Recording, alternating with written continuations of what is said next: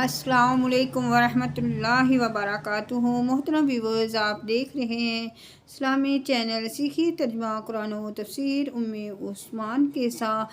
تو آئیے پہلے اچھی نیتیں کر لیتے ہیں، کیونکہ فرمان مصطفیٰ صلی اللہ تعالیٰ علیہ وآلہ وسلم ہے کہ نیت المومنین خیر من عملہ، یعنی مسلمان کی نیت اس کے عمل سے بہتر ہے۔ تو میرے پیارے ویورز، آج ہم سورۃ البقرہ کی 50 آیت انشاءاللہ پڑھیں گے اور پڑھ کر اسے یاد رکھنے کی کوشش کریں گے، اور جو سیکھا اسے دوسروں تک پہنچانے کی کوشش کریں گے۔ الحمدللہ رب العالمین والصلاة والسلام علی سید المرسلین، اما بعد، فاعوذ باللہ من الشیطان الرجیم، بسم اللہ الرحمن الرحیم۔ تو آئیے سب سے پہلے ہم دعا پڑھ لیتے ہیں، کیونکہ علماء کرام فرماتے ہیں اس دعا کے پڑھنے کا فائدہ یہ ہوتا ہے کہ سبق یاد کرنے میں آسانی ہوتی ہے۔ اللہم افتح علینا حکمتک وانشر علینا رحمتک یا ذا الجلال والاکرام۔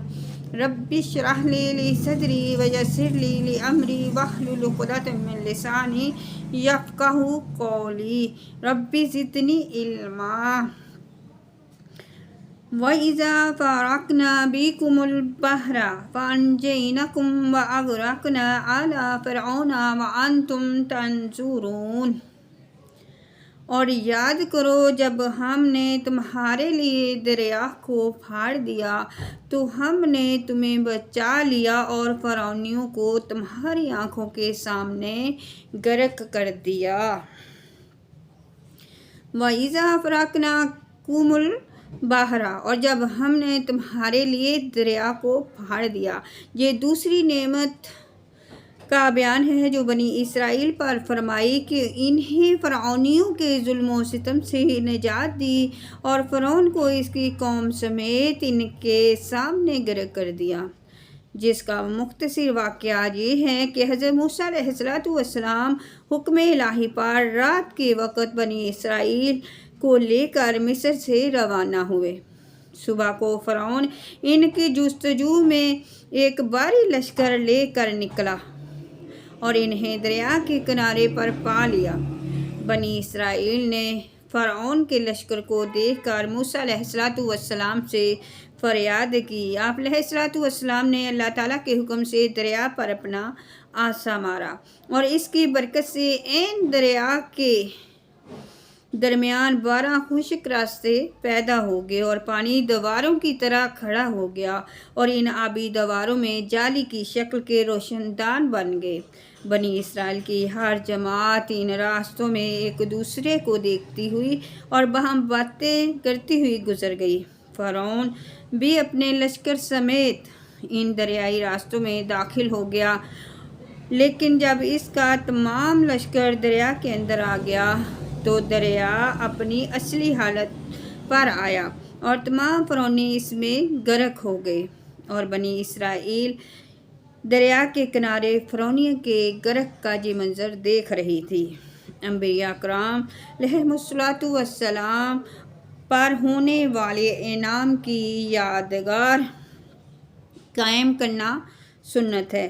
فرعونیوں کا غرق ہونا اور محرم کی 10ویں تاریخ کو ہوا اور حضرت موسیٰ 10ویں تاریخ کو ہوا، یعنی فرعونیوں کا غرق ہونا محرم کی 10ویں تاریخ کو ہوا، اور حضرت موسیٰ علیہ السلام نے اس دن شکر کا روزہ رکھا۔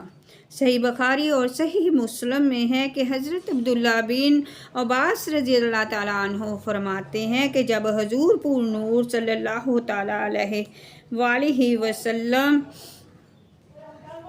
مدینہ منورہ تشریف لائے تو آپ نے دیکھا کہ یہودی عاشوراء کے دن کا روزہ رکھتے ہیں۔ آپ صلی اللہ تعالیٰ علیہ وآلہ وسلم نے ارشاد فرمایا، یہ کیا ہے؟ یہودیوں نے عرض کی، یہ نیک دن ہے، یہ وہ دن ہے جس دن ہم کو دشمن سے نجات ملی۔ تو حضرت موسیٰ علیہ السلام نے اس دن روزہ رکھا۔ رسول کریم صلی اللہ تعالیٰ علیہ وآلہ وسلم نے ارشاد فرمایا، تمہاری نسبت موسیٰ سے میرا تعلق زیادہ ہے، چنانچہ آپ صلی اللہ تعالیٰ علیہ وآلہ وسلم نے اس دن روزہ رکھا اور اس دن روزہ رکھنے کا حکم ارشاد فرمایا۔ البتہ صرف 10 محرم کا روزہ نہ رکھا جائے بلکہ اس کے ساتھ آگے جا پیچھے ایک روزہ ملایا جائے، جیسا کہ حضرت عبداللہ بن عباس رضی اللہ تعالیٰ عنہ سے مروی ہے کہ حضور نبی کریم صلی اللہ تعالیٰ علیہ وآلہ وسلم نے ارشاد فرمایا، عاشوراء کے دن کا روزہ رکھو اور اس میں یہودیوں کی مخالفت کرو۔ عاشوراء کے دن سے پہلے یا بعد میں ایک دن کا روزہ مزید بڑھا لو یا رکھ لو۔ اس سے معلوم ہوا کہ انبیاء کرام علیہم السلام پر جو انعام الہی ہو اس کی یادگار قائم کرنا اور شکر بجا لانا سنت ہے، اگرچہ کفار بھی اس یادگار کو قائم کرتے ہوں۔ وَإِذَا وَعَدْنَا مُوسَىٰ 40 لَيْلَةً ثُمَّ اتَّخَذْتُمُ الْعِجْلَ مِن بَعْدِهِ وَأَنْتُمْ ظَالِمُونَ۔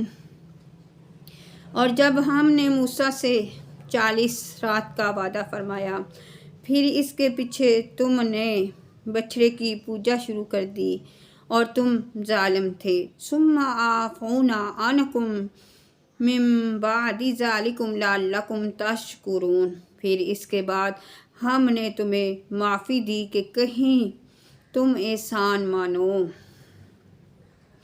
وَإِذْ وَعَدْنَا مُوسَىٰ 40 لَيْلَةً۔ اور جب ہم نے موسیٰ سے 40 راتوں کا وعدہ فرمایا۔ اس آیت اور اس کے بعد والی آیت میں بنی اسرائیل پر کی گئی جو نعمت بیان ہوئی، اس کا خلاصہ یہ ہے کہ فرعون اور فرعونیوں کی ہلاکت کے بعد جب حضرت موسیٰ علیہ السلام بنی اسرائیل کو لے کر مصر کی طرف لوٹے تو ان کی درخواست پر اللہ تعالیٰ نے تورات عطا فرمانے کا وعدہ فرمایا اور اس کے لیے 30 دن اور پھر 10 دن کا اضافہ کر کے 40 دن کی مدت مقرر ہوئی، جیسا کہ سورہ اعراف آیت نمبر 152 میں ہے۔ ان 40 دنوں میں ذوالقعدہ کا پورا مہینہ اور 10 دن ذی الحجہ کے شامل ہیں، اور حضرت موسیٰ علیہ السلام اپنی قوم پر حضرت ہارون علیہ السلام کو اپنا نائب بنا کر تورات حاصل کرنے کوہ طور تشریف لے گئے اور 40 دن رات تک وہیں ٹھہرے اور اس عرصے میں کسی سے بات چیت نہ کی۔ اللہ تعالیٰ نے تختیوں پر تورات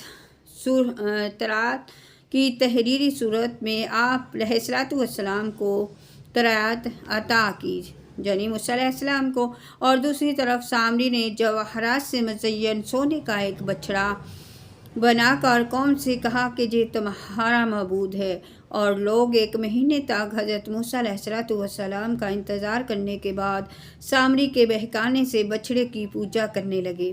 ان پوجا کرنے والوں میں تمام بنی اسرائیل شامل تھی، صرف حضرت ہارون علیہ السلام اور آپ کے 12,000 ساتھی اس شرک سے دفور اور نفور تھے، یعنی نفرت کرتے تھے۔ جب حضرت موسیٰ علیہ السلام واپس آئے تو قوم کی حالت دیکھ کر انہیں تنبیہ کی اور انہیں ان کے گناہ کا کفارہ بتایا۔ چنانچہ جب انہوں نے حضرت موسیٰ علیہ السلام کے بتائے ہوئے طریقے کے مطابق توبہ کی تو اللہ تعالیٰ نے انہیں معاف فرما دیا۔ ان مرتد ہونے والوں کی توبہ کا بیان آیت نمبر 53 کے بعد آ رہا ہے۔ وَإِذَا آتَيْنَا مُوسَى الْكِتَابَ وَالْفُرْقَانَ لَعَلَّكُمْ تَهْتَدُونَ۔ اور جب ہم نے موسیٰ کو کتاب عطا کی اور حق اور باطل میں تمیز کر دینا کہ کہیں تم راہ پر آؤ۔ الفرقان فرق کرنا، فرقان کے کئی معنی دیے گئے ہیں۔ فرقان سے مراد بھی تورات ہی ہے۔ کفر و ایمان میں فرق کرنے والے معجزات جیسے عصا اور جد بیضا، حلال اور حرام میں فرق کرنے والی شریعت مراد ہیں۔ وَإِذْ قَالَ لِقَوْمِهِ يَا قَوْمِ إِنَّكُمْ ظَلَمْتُمْ أَنفُسَكُمْ بِاتِّخَاذِكُمُ الْعِجْلَ فَتُوبُوا إِلَىٰ بَارِئِكُمْ فَاقْتُلُوا أَنفُسَكُمْ ذَٰلِكُمْ خَيْرٌ لَكُمْ عِندَ بَارِئِكُمْ فَتَابَ عَلَيْكُمْ إِنَّهُ هُوَ التَّوَّابُ الرَّحِيمُ۔ اور جب موسیٰ نے اپنی قوم سے کہا، ہے میری قوم، تم نے بچڑا بنا کر اپنی جانوں پر ظلم کیا تو اپنے پیدا کرنے والے کی طرف رجوع لاؤ تو آپس میں ایک دوسرے کو قتل کرو، یہ تمہارے پیدا کرنے والے کے نزدیک تمہارے لیے بہتر ہے۔ تو اس نے تمہاری توبہ قبول کی، بے شک وہی ہے بہت توبہ قبول کرنے والا مہربان۔ فَاقْتُلُوا أَنفُسَكُمْ کہ تم اپنے لوگوں کو قتل کرو۔ بنی اسرائیل کو بچھڑا پوجنے کے گناہ سے یوں معافی ملی کہ حضرت موسیٰ علیہ السلام نے قوم سے فرمایا، تمہاری توبہ کی صورت یہ ہے کہ جنہوں نے بچھڑے کی پوجا نہیں کی ہے وہ پوجا کرنے والوں کو قتل کریں، اور مجرم راضی خوشی سکون کے ساتھ قتل ہو جائیں۔ اور وہ لوگ اس پر راضی ہو گئے اور صبح سے شام تک 70,000 قتل ہو گئے۔ تب حضرت موسیٰ اور حضرت ہارون علیہ السلام نے گڑ گڑاتے ہوئے بارگاہ حق میں ان کی معافی کی التجا کی۔ اس پر وحی آئی کہ جو قتل ہو چکے وہ شہید ہوئے اور باقی بخش دیے گئے، قاتل اور مقتول دونوں جنتی ہیں۔ سبحان اللہ۔ مرتد کی سزا قتل کیوں ہے؟ اس آیت سے معلوم ہوا کہ شرک کرنے سے مسلمان مرتد ہو جاتا ہے اور مرتد کی سزا قتل ہے، کیونکہ جو اللہ تعالیٰ سے بغاوت کر رہا ہے اور جو اللہ تعالیٰ کا باغی ہوا اسے قتل کر دینا ہی حکمت اور مصلحت کے عین مطابق ہے۔ دنیا کے یہ تقریباً تمام ممالک میں یہ قانون نافذ ہے کہ جو اس ملک کے بادشاہ سے بغاوت کرے اسے قتل کر دیا جائے۔ اس قانون کو انسانیت کے تمام علمبردار تسلیم کرتے ہیں اور اس کے خلاف کسی طرح کی کوئی آواز بلند نہیں کرتے۔ جب دنیاوی بادشاہ کے باغی کو قتل کر دینا انسانیت پر ظلم نہیں تو جو سب بادشاہوں کا بادشاہ اللہ تعالیٰ کا باغی ہو جائے اسے قتل کر دیا جانا کس طرح ظلم ہو سکتا ہے؟ بنی اسرائیل پر اللہ تعالیٰ کا فضل۔ بچھڑا بنا کر پوجنے میں بنی اسرائیل کے کئی جرم تھے۔ مجسمہ سازی جو حرام ہے، حضرت ہارون علیہ السلام کی نافرمانی، اور نمبر 3 بچھڑے کی پوجا کر کے مشرک ہو جانا۔ یہ ظلم آل فرعون کے مظالم سے بھی زیادہ شدید تھا، کیونکہ یہ افعال ان سے بعد ایمان سرزد ہوئے، اس وجہ سے وہ مستحق تو اس کے تھے کہ عذاب الہی انہیں مہلت نہ دے اور فی الفور ہلاک کر کے کفر پر ان کا خاتمہ کر دے، لیکن حضرت موسیٰ اور حضرت ہارون علیہ السلام کے طفیل انہیں توبہ کا موقع دیا گیا۔ یہ اللہ تعالیٰ کا بڑا فضل ہے اور یہ قتل ان کے لیے کفارہ تھا۔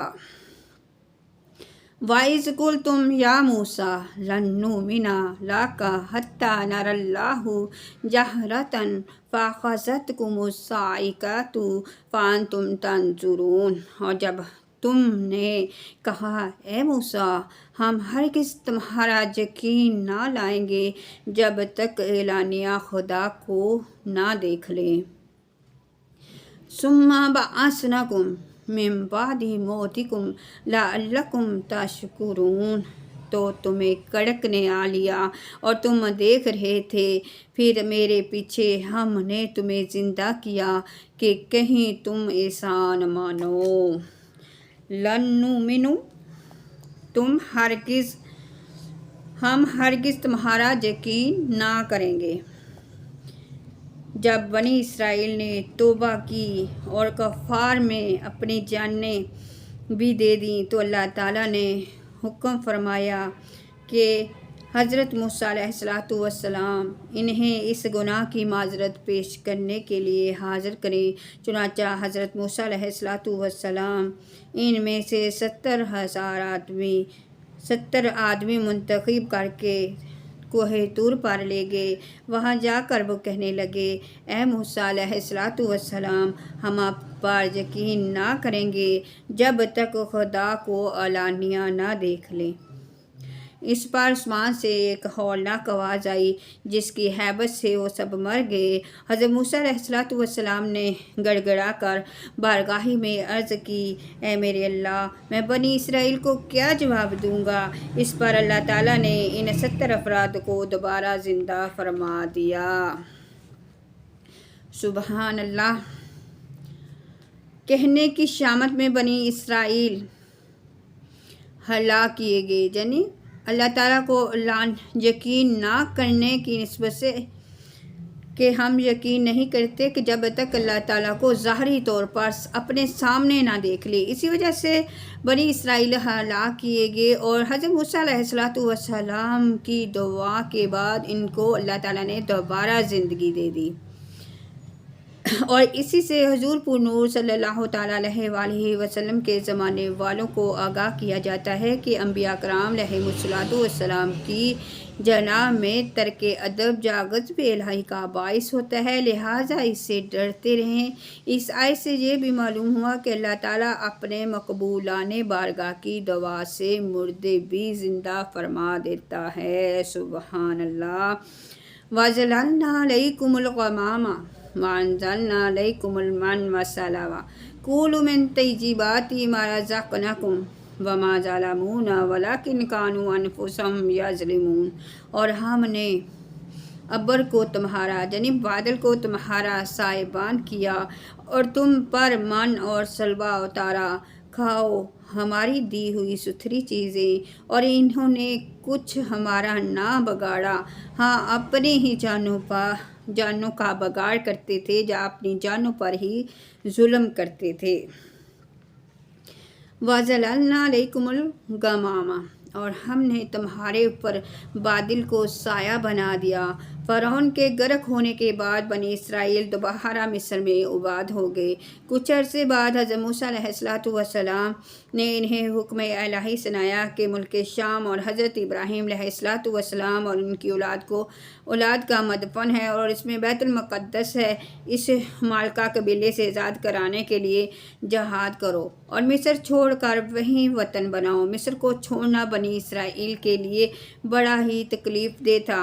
شروع میں تو انہوں نے ٹال مٹول کی، لیکن جب مجبور ہو کر حضرت موسیٰ علیہ السلام اور حضرت ہارون علیہ السلام کی معیت میں روانہ ہونا ہی پڑا تو راستے میں جو کوئی سختی یا دشواری پیش آتی تو حضرت موسیٰ علیہ السلام سے شکایتیں کرتے، اور جب اس صحرا میں پہنچے جہاں نہ سبزہ تھا اور نہ سایہ تھا نہ غلہ تھا تو وہاں پہنچ کر حضرت موسیٰ علیہ السلام سے دھوپ کی، گرمی کی، بھوک کی شکایات کرنے لگے۔ حضرت موسیٰ علیہ السلام نے دعا فرمائی اور اللہ تعالیٰ نے اس دعا کی برکت سے ایک سفید بادل کو ان پر سائبان بنا دیا جو رات دن ان کے ساتھ چلتا، اور ان پر ایک نوری ستون نازل فرمایا جو کہ آسمان کی جانب سے ان کے قریب ہو گیا اور ان کے ساتھ چلتا، اور جب رات کے وقت چاند کی روشنی نہ ہوتی تو وہ ان کے لیے چاند کی طرح روشن ہوتا، اور ان کے کپڑے میلے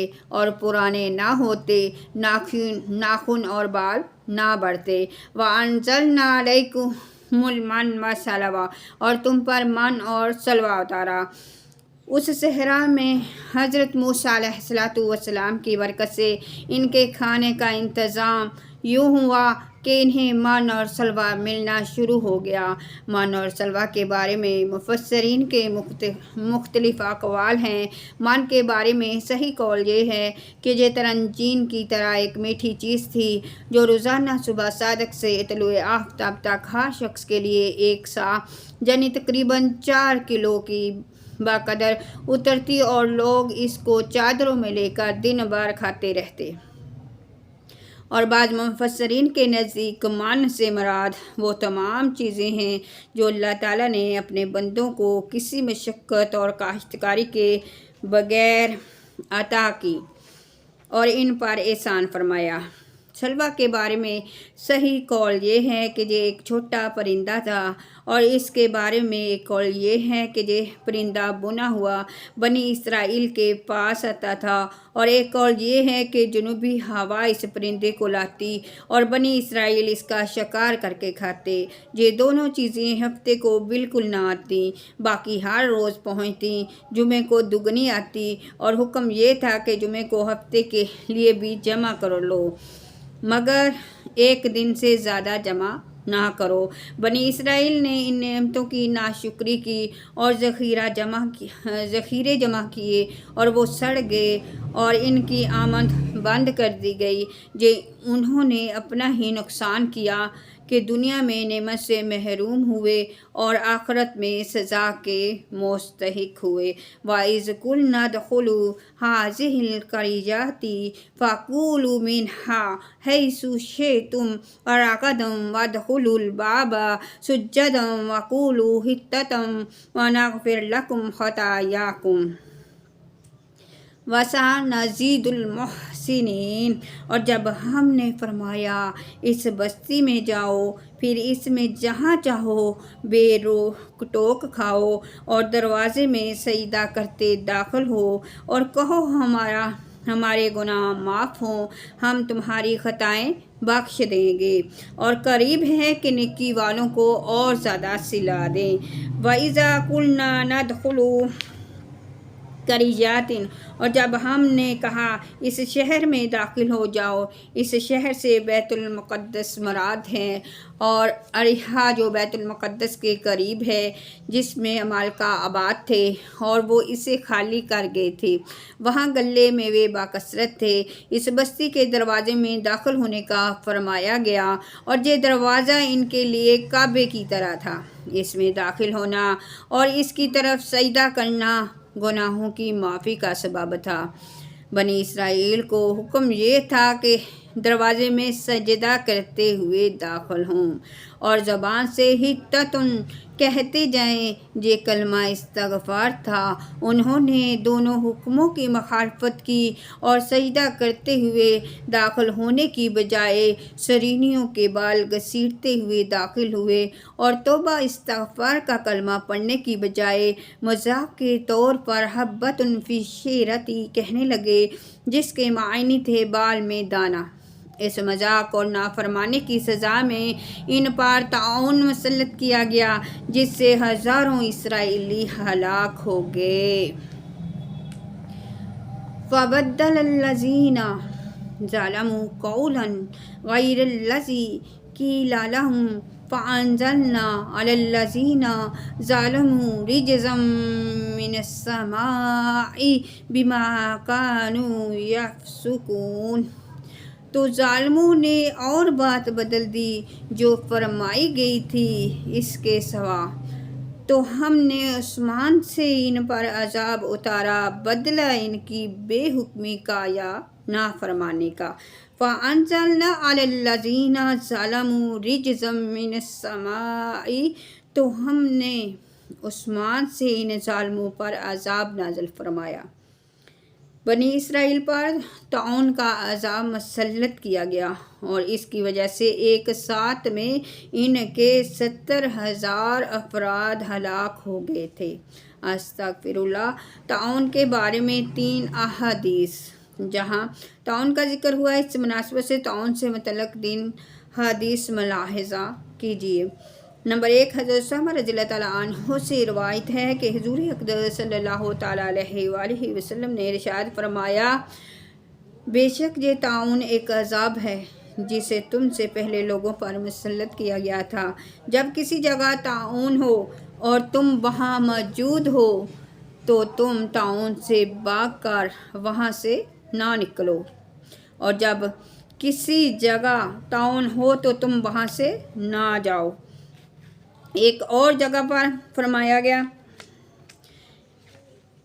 ایک اور روایت میں ہے کہ نبی کریم صلی اللہ تعالیٰ علیہ وآلہ وسلم نے ارشاد فرمایا، طاعون پچھلی امتوں کے عذاب کا بقیہ ہے۔ جب تمہارے شہر میں طاعون واقع ہو تو وہاں سے نہ بھاگو اور دوسرے شہر میں واقع ہو تو وہاں نہ جاؤ۔ اور نمبر 3، ام المومنین حضرت عائشہ صدیقہ رضی اللہ تعالیٰ عنہما فرماتی ہیں کہ میں نے رسول اللہ صلی اللہ تعالیٰ علیہ وآلہ وسلم سے طاعون کے بارے میں عرض کی تو انہوں نے مجھے بتایا کہ طاعون ایک عذاب ہے، اللہ تعالیٰ جس پر چاہتا ہے عذاب بھیج دیتا ہے اور اللہ تعالیٰ نے اسے اہل ایمان کے لیے رحمت بنایا ہے۔ کوئی مومن ایسا نہیں جو طاعون میں پھنس جائے لیکن اپنے شہر ہی میں صبر سے ٹھہرا رہے اور یہ سمجھے کہ یہ اللہ تعالیٰ نے لکھ دی ہے، اس کے سوا کوئی تکلیف مجھے نہیں پہنچ سکتی، تو اسے شہید کے برابر ثواب ملے گا۔ وَإِسْتَسْقَىٰ مُوسَىٰ لِقَوْمِهِ فَقُلْنَا اضْرِب بِّعَصَاكَ الْحَجَرَ فَانفَجَرَتْ مِنْهُ اثْنَتَا عَشْرَةَ عَيْنًا قَدْ عَلِمَ كُلُّ أُنَاسٍ مَّشْرَبَهُمْ كُلُوا وَاشْرَبُوا مِن رِّزْقِ اللَّهِ وَلَا تَعْثَوْا فِي الْأَرْضِ مُفْسِدِينَ۔ اور جب موسیٰ نے اپنی قوم کے لیے پانی مانگا تو ہم نے فرمایا اس پتھر پر اپنا عصا مارو، فوراً اس میں سے 12 چشمے بہہ نکلے اور ہر گروہ نے اپنا گھاٹ پہچان لیا، کھاؤ اور پیو اور خدا کا دیا اور زمین میں فساد اٹھاتے نہ پھرو۔ وَاسْتَسْقَىٰ مُوسَىٰ لِقَوْمِهِ اور جب موسیٰ نے اپنی قوم کے لیے پانی مانگا، جب میدان طیہ میں بنی اسرائیل نے پانی نہ پایا تو حضرت موسیٰ علیہ السلام کی خدمت میں فریاد کی، اور حضرت موسیٰ علیہ السلام کو اللہ تعالیٰ نے کی طرف سے حکم ہوا کہ اپنا عصا پتھر پر مارو، اور چنانچہ آپ علیہ السلام نے عصا مارا تو اس پتھر سے پانی کے 12 چشمے جاری ہو گئے، اور بنی اسرائیل کے 12 گروہوں نے اپنے اپنے گھاٹ کو پہچان لیا۔ انگلیاں ہیں فیض پر ٹوٹے ہیں پیاسے جھوم کر۔ جہاں ایک نقطہ قابل ذکر ہے کہ پتھر سے چشمہ جاری کرنا حضرت موسیٰ علیہ السلام کا عظیم معجزہ تھا، جبکہ ہمارے آقا حضور سیدنا مرسلین محمد صلی اللہ علیہ وآلہ وسلم نے اپنی مبارک انگلیوں سے پانی کے 12 چشمے جاری فرمائے، اور یہ اس سے بھی بڑھ کر معجزہ تھا۔ اور حضرت شیخ عبدالحق محدث دہلوی رحمۃ اللہ علیہ فرماتے ہیں کہ حضرت موسیٰ علیہ السلام کا یہ معجزہ کہ وہ پتھر سے پانی رواں فرما دیتے اور پتھر سے چشمہ برآمد کرتے، تو ہمارے نبی صلی اللہ تعالیٰ علیہ وآلہ وسلم نے اپنی انگشت ہائے مبارکہ سے یعنی ہاتھ کی انگلیوں سے چشمے جاری فرما دیے۔ پتھر تو زمین ہی کی جنس ہے اور اس سے چشمے بہا کرتے ہیں، لیکن اس کے برخلاف گوشت پوش سے پانی کا چشمہ جاری کرنا حد درجہ عظیم ہے۔ اور اعلیٰ حضرت امام رضا خان رحمۃ اللہ علیہ کیا خوب فرماتے ہیں کہ انگلیاں ہیں فیض پر ٹوٹے ہیں پیاسے جھوم کر، ندیاں پنچے آب رحمت کی ہیں جاری، واہ واہ۔ انبیاء کرام علیہ السلام سے مدد طلب کرنے کا ثبوت۔ اس آیت میں لوگوں کا انبیاء کرام علیہ السلام کی بارگاہ میں مدد حاصل کرنے اور انبیاء علیہ السلام کی ان کی مشکل کشائی فرمانے کا ثبوت بھی ہے۔ تاجدار رسالت صلی اللہ تعالیٰ علیہ وآلہ وسلم کی سیرت مبارکہ میں ایسے کئی واقعات ہیں جن میں آپ صلی اللہ تعالیٰ علیہ وآلہ وسلم کی بارگاہ میں حاضر ہو کر لوگوں نے اپنی مشکلات عرض کی، اور آپ صلی اللہ تعالیٰ علیہ وآلہ وسلم نے ان کی مشکل کشائی فرمائی۔ ان میں سے 2 واقعات درجہ ذیل ہیں۔ نمبر 1، حضرت جابر بن عبداللہ رضی اللہ تعالیٰ عنہ فرماتے ہیں کہ میرے والد حضرت عبداللہ بن عمر بن حرام رضی اللہ تعالیٰ عنہ وفات پا گئے، اور ان پر قرض تھا، فاستعانت النبی صلی اللہ تعالیٰ علیہ وآلہ وسلم علی غراماتی ان یدعو من دینہ، تو میں نے نبی کریم صلی اللہ علیہ وسلم سے ان کے قرض خواہوں سے متعلق مدد طلب کی کہ وہ ان کا قرضہ کچھ کم کروا دیں۔ حضور پرنور صلی اللہ علیہ وسلم نے اس بارے میں ان سے بات کی تو انہوں نے ایسا نہ کیا۔ آپ صلی اللہ علیہ وآلہ وسلم نے مجھ سے ارشاد فرمایا، تم جاؤ اور ہر قسم کی کھجوروں کے لگ ڈھیر بناؤ اور پھر مجھے پیغام بھیج دینا۔ حضرت جابر رضی اللہ تعالیٰ عنہ فرماتے ہیں میں نے ڈیریاں بنا دیں اور بارگاہ رسالت صلی اللہ تعالیٰ علیہ وآلہ وسلم میں پیغام بھیج دیا۔ آپ ان ڈیریوں کے پاس تشریف فرما ہو گئے اور ارشاد فرمایا، تم ماپ کر لوگوں کو دیتے جاؤ۔ میں نے کھجوریں ماپ کر لوگوں کو دینا شروع کر دیں، جہاں تک کہ سب کا قرضہ اتر گیا اور میری کھجوریں ایسی لگ رہی تھی جیسے ان میں سے ایک کھجور بھی کم نہیں ہوئی۔ اور نمبر 2، حضرت سالم بن ابی زید رضی اللہ تعالیٰ عنہ اور حضرت جابر بن عبداللہ رضی اللہ تعالیٰ عنہ سے ہی روایت ہے کہ حدیبیہ کے دن لوگوں کو پیاس لگی اور نبی کریم صلی اللہ تعالیٰ علیہ وآلہ وسلم کے سامنے چمڑے کا ایک تھیلا تھا جس میں موجود پانی سے وضو فرما رہے تھے۔ صحابہ کرام رضی اللہ تعالیٰ عنہ حضور پر نور صلی اللہ تعالیٰ علیہ وآلہ وسلم کے گرد حلقہ ڈال کر کھڑے ہو گئے تو آپ صلی اللہ علیہ وسلم نے ارشاد فرمایا، کیا بات ہے؟ صحابہ کرام رضی اللہ تعالیٰ عنہ نے عرض کی، یا رسول اللہ صلی اللہ تعالیٰ علیہ وآلہ وسلم، ہمارے پاس پانی نہیں ہے جس سے ہم وضو کریں اور اسے پی سکیں، پھر صرف وہی پانی ہے جو آپ کے سامنے موجود ہے۔ حضور اقدس صلی اللہ تعالیٰ علیہ وآلہ وسلم نے اپنا دست مبارک اس تھیلے میں رکھ دیا تو آپ صلی اللہ علیہ وسلم کی مبارک انگلیوں سے پانی چشموں کی طرح جوش مارنے لگا۔ پھر ہم نے پانی پیا اور وضو کیا۔ حضرت سالم بن ابی جے رضی اللہ تعالیٰ عنہ اور حضرت جابر رضی اللہ تعالیٰ عنہ سے پوچھا، آپ اس وقت کل کتنے آدمی تھے؟ آپ رضی اللہ تعالیٰ عنہ نے فرمایا، اگر ہم 1,00,000 بھی ہوتے تو وہ پانی ہمیں کفایت کر جاتا، لیکن ہم اس وقت 1500 تھے۔ انسانوں کے علاوہ حیوانات نے بھی اپنی تکالیف فرض کی تو حضور پر نور صلی اللہ تعالیٰ علیہ وآلہ وسلم نے ان کی تکالیف بھی دور فرمائیں، اور جمادات نے بھی اپنی مرادیں عرض کیں تو سرکار دو عالم صلی اللہ تعالیٰ علیہ وآلہ وسلم نے ان کی مرادیں بھی پوری فرمائیں، جیسا کہ حدیث اور سیرت کی کتابوں میں تفصیل کے ساتھ مذکور ہے۔ اعلیٰ حضرت امام احمد رضا خان رحمۃ اللہ علیہ فرماتے ہیں کہ جہیں کرتی ہیں چڑیاں فریاد، ہاں جہیں چاہتی ہیں ہرنی داد، ہاں اسی درپیش ترانے ناشاد گلے رنجو اناد کرتے ہیں۔